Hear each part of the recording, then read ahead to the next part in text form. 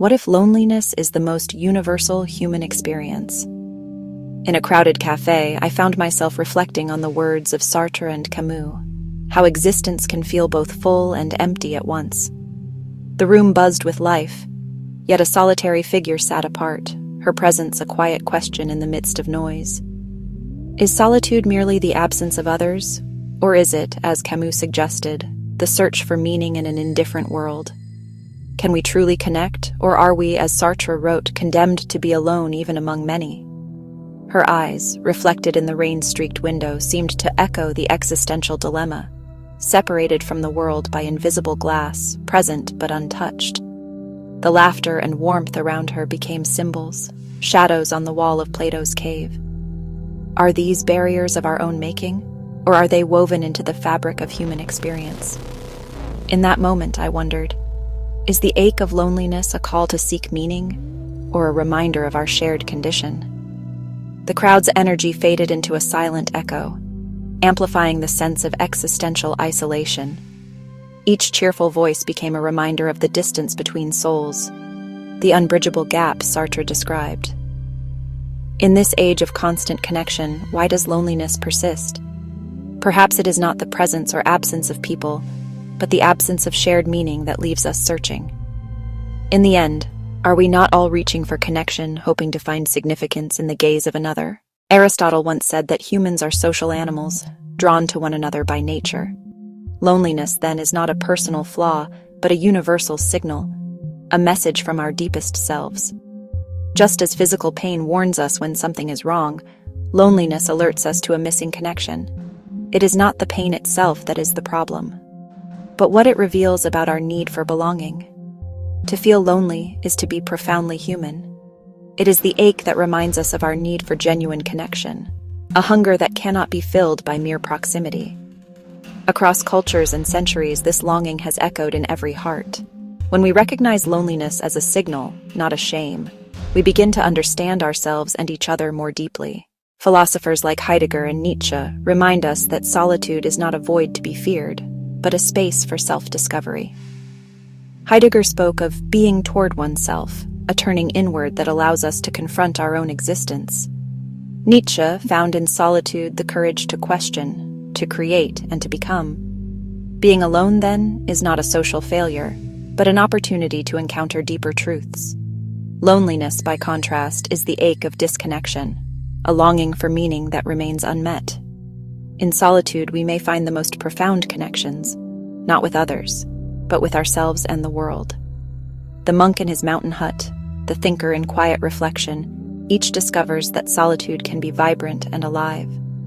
It is in these moments, as Nietzsche wrote, that we become who we are. Loneliness fades when solitude is embraced as a path to meaning, rather than a sentence to isolation. Philosopher Jean Baudrillard once wrote that we live in a world of simulations, where the image replaces reality. Today, our screens glow in the darkness, promising connection but often delivering only a reflection of ourselves. Sherry Turkle calls this being alone together, surrounded by digital chatter, yet isolated in our own silos. We scroll, we like, we comment, but do we truly touch one another's lives? In the blue light of our devices, the line between presence and absence blurs. The philosopher's warning echoes. Digital connection can be a simulacrum, a copy with no original. We perform intimacy through messages and emojis, but the warmth of a real embrace is lost behind glass. Turkle reminds us that technology shapes not just how we communicate, but how we think about ourselves and each other. In this endless stream of notifications, we must ask, what does it mean to be truly seen, truly known in a world of constant virtual contact? What does it mean to truly connect with another person? The philosopher Martin Buber spoke of I-thou relationships, moments when we meet each other not as objects, but as whole, living beings. True connection is not about proximity, but about presence. It is the courage to be vulnerable, to reveal our authentic selves, and to witness the humanity in another. In these rare moments, we find meaning that transcends words. I once witnessed such a moment in Berlin. In a Berlin courtyard, a group of neighbors, once strangers, faced a crisis together. Instead of retreating into isolation, They chose to gather, to share their fears and hopes. Through honest conversation and acts of kindness, they built a web of trust. This is the architecture of true connection, not built of bricks, but of empathy, authenticity, and the willingness to see and be seen. In these moments, we discover that we are not alone. The journey back to connection is not a straight path. Like a traveler in the fog, we may feel lost and uncertain. The Stoics teach us to accept what we cannot control, to greet loneliness not as an enemy, but as a messenger. The Buddhists remind us that suffering is part of the human experience and that compassion, first for ourselves, then for others, lights the way forward. Your loneliness is not a flaw. It is a signpost, gently urging you to seek meaning and belonging. Begin by turning inward.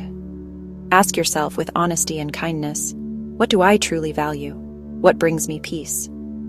The Stoics would say, focus on what is within your control, your actions, your openness, your willingness to reach out. The Buddhists would say, let go of the illusion of separateness. Your tribe is not found by searching for perfect people, but by sharing your authentic self, even in small ways. Vulnerability is the bridge between isolation and connection. To be open is to risk being seen, imperfections and all.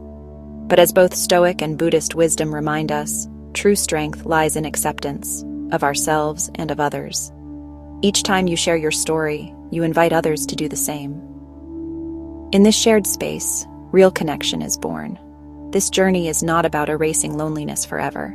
It is about understanding its message and letting it guide you toward deeper meaning and community. Like a compass, it points you back to your needs, your values, and your people. You are not alone in your search. Others are waiting, hoping for someone to reach out. Begin with openness, and let connection grow.